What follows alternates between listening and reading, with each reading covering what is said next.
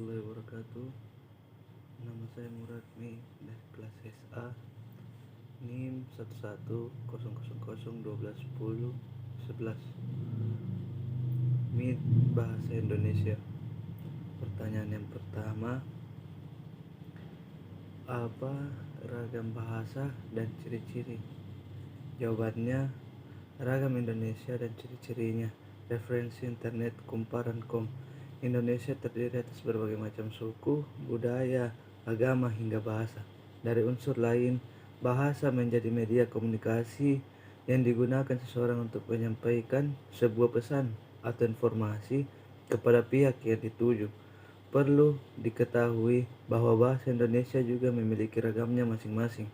Penggunaan bahasa ini terkadang menyesuaikan dengan keadaan atau bidang-bidang tertentu. Contohnya, ketika berbicara dalam lingkup ilmu fisika, maka akan ditemukan kata-kata yang jarang didengar seperti deskripsi, interferensi, dan lainnya.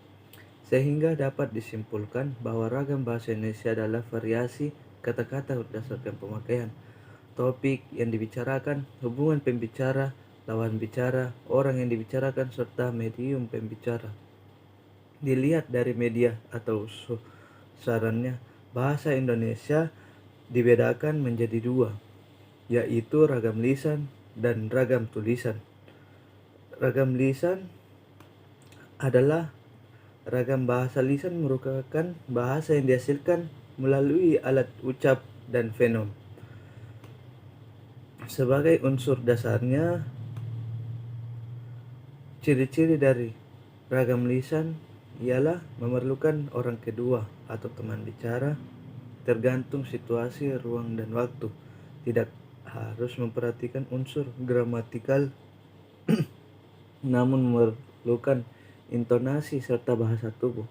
Berlangsung cepat, sering dapat berlangsung tanpa alat bantu, kesalahan dapat dikoreksi. Ragam bahasa tulisan adalah bahasa yang dihasilkan dengan menggunakan rangkaian huruf sebagai unsurnya.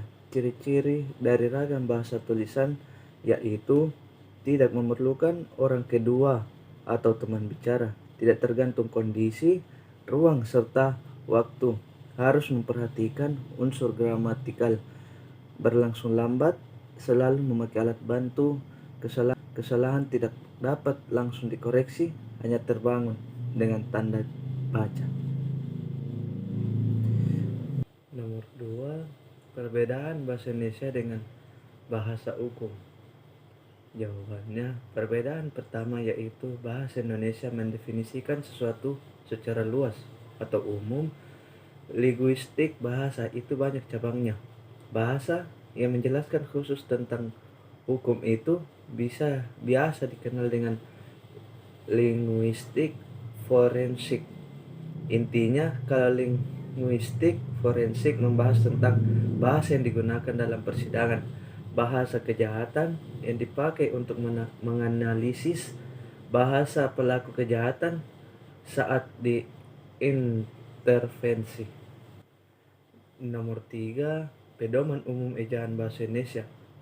Jawabannya, sumber PUEBI atau pedoman umum ejaan bahasa Indonesia merupakan tata bahasa Indonesia yang mengatur penggunaan bahasa atau tuntunan dasar secara menyeluruh yang berisi acuan penggunaan bahasa Indonesia yang baik dan benar.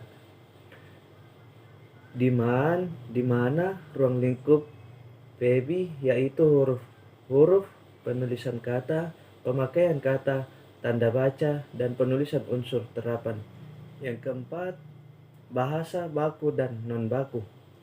Jawabannya, sumber literatur Sevina. Kata baku adalah salah kata yang sesuai dengan pedoman atau kaidah bahasa Indonesia yang sudah disempurnakan, di mana bahasa baku merupakan kata yang sesuai dengan kaidah bahasa Indonesia dan ejaan sesuai dengan Kamus Besar Bahasa Indonesia KBBI dan penggunaan kata yang sesuai dengan EYD.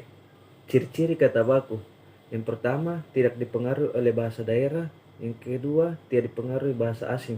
Sedangkan kata tidak baku merupakan kebalikan dari bahasa baku, yang dimana bahasa tidak baku merupakan bahasa yang tidak sesuai dengan kaidah bahasa yang ada dan tidak sesuai dengan ejaan yang tidak sesuai dengan Kamus Besar Bahasa Indonesia. Nomor 5. Fungsi dan kedudukan bahasa Indonesia. Jawabannya, kedudukan bahasa Indonesia yang pertama, bahasa Indonesia sebagai bahasa nasional pemersatu. Yang kedua, bahasa Indonesia sebagai bahasa negara. Fungsi bahasa yang pertama sebagai bahasa pemersatu dan nasional. Yang kedua, lambang perkembangan nasional. Yang ketiga, lambang identitas nasional. Yang keempat, bahasa pemersatu suku dan bangsa. Yang kelima, bahasa penghubung antar wilayah. Kedudukan bahasa Indonesia sebagai fungsi yang pertama, bahasa resmi negara pada 18 Agustus 1945. Yang kedua, bahasa Indonesia sebagai pengantar pendidikan. Yang ketiga, bahasa Indonesia penghubung untuk kepentingan nasional.